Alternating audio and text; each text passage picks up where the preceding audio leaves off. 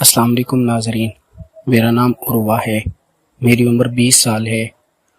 میری فیملی میں ٹوٹل 4 افراد رہتے تھے، میرے امی ابو اور ہم 2 بہن بھائی۔ میرا بھائی میرے سے چھوٹا ہے اور 16 سال کا ہے۔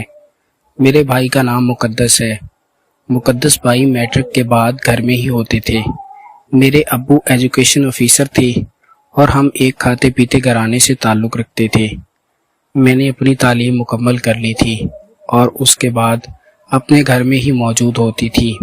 امی ابو میری شادی کرنا چاہتے تھے، لیکن ابھی مجھے شادی کا کوئی شوق نہیں تھا اور میں گھر میں رہ کر ہی ابھی وقت گزارنا چاہتی تھی۔ میرا بھائی مقدس میرے ساتھ بہت پیار کرتا تھا اور میرا بہت خیال کرتا تھا، لیکن میں نے اپنے بھائی کی ایک بری عادت پکڑ لی تھی۔ میرا بھائی مقدس اکثر موبائل پر فلمیں دیکھتا اور ان فلموں کا اثر یہ ہونے لگا تھا کہ میرا بھائی مقدس اب میرے اوپر بھی بری نظر رکھنا شروع ہو گیا تھا اور وہ میرے ساتھ بھی کچھ غلط کرنے کی نیت رکھے ہوئے تھا، کیونکہ میں بہت خوبصورت تھی۔ میں نے اب گھر میں فیشن کرنا شروع کر دیے تھے اور میں طرح طرح کے اچھے لباس پہنتی تھی اور بہت سے لڑکے میرے اوپر مرتے تھے، لیکن میں کسی کو بھی لفٹ نہیں کرواتی تھی۔ اور میں نے یہ سب کام چھوڑا ہوا تھا کیونکہ میں کالج کے دنوں میں کافی لڑکوں کے ساتھ یہ کام کرتی تھی اور کافی لڑکوں کے ساتھ میں نے یہ تجربہ بھی کیا تھا، اس لیے مجھے اب اس چیز کی عادت ہو گئی تھی۔ لیکن اب کالج چھوڑنے کے بعد تو امی ابو مجھے گھر سے باہر نہیں نکلنے دیتے تھے، اس لیے میرا بھی گزارا نہیں ہوتا تھا۔ لیکن میں نے یہ ہرگز نہیں سوچا تھا کہ ایک دن مجھے اپنے ہی بھائی مقدس کے ساتھ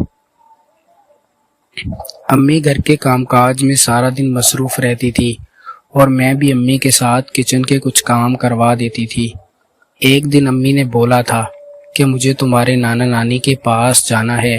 ہماری رہائش سیالکوٹ کی تھی اور میرے نانا نانی راول پنڈی رہتے تھے، تو میرے نانا نانی کچھ بیمار تھے، تو ہماری پڑھائی کی وجہ سے امی نے اکیلے جانے کا فیصلہ کیا تھا، تو امی بس کے ذریعے راول پنڈی پہنچ گئی تھی۔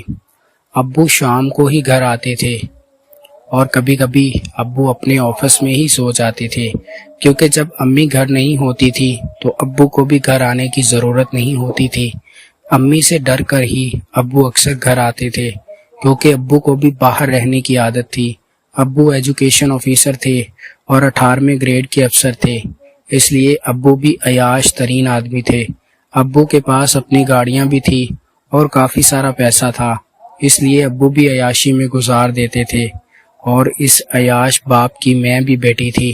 میں نے بھی بہت عیاشی کی تھی اور کالج کے دنوں میں بہت سے لڑکوں کو عیاشی کروائی تھی، لیکن اب گھر میں رہتے ہوئے میرا گزارا نہیں ہوتا تھا اور مجھے اس چیز کی عادت تھی جو میری پوری نہیں ہو رہی تھی، اس لیے میں اب کوئی غلط کام سوچنے کی نیت میں تھی تو مجھے میرا بھائی مقدس یاد آ گیا تھا، جو پہلے ہی میرے اوپر بری نظر رکھتا تھا اور پہلے ہی میرے اوپر بے ایمان ہو گیا تھا۔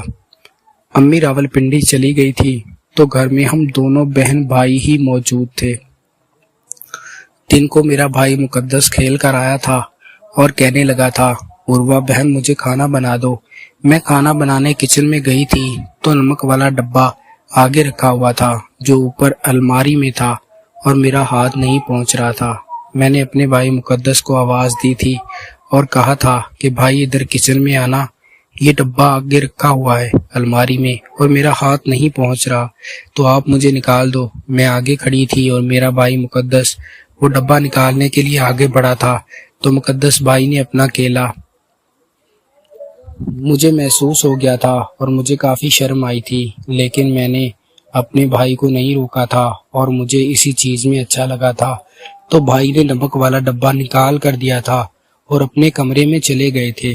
تھوڑی دیر بعد مجھے پھر شرارت سوجی تھی اور میں وہی منظر دوبارہ دیکھنا چاہتی تھی، تو میں نے پھر اپنے بھائی مقدس کو آواز دی تھی کہ بھائی ادھر آنا، یہ پتی والا ڈبہ بھی آگے رکھا ہوا ہے، کیونکہ میں چائے بنا رہی تھی اور چائے میں پتی ڈالنی تھی، تو اب بھائی کو میں نے آواز دی تھی کہ پتی والا ڈبہ بھی میرے سے نہیں نکل رہا۔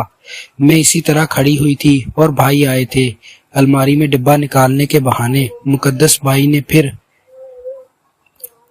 مجھے یہ منظر پھر اچھا لگا تھا اور میں یہ منظر تو بار بار دیکھنا چاہ رہی تھی، لیکن اب کھانا بن گیا تھا اور چائے بھی بن گئی تھی، اس لیے میں چائے لے کر مقدس بھائی کے کمرے میں چلی گئی تھی۔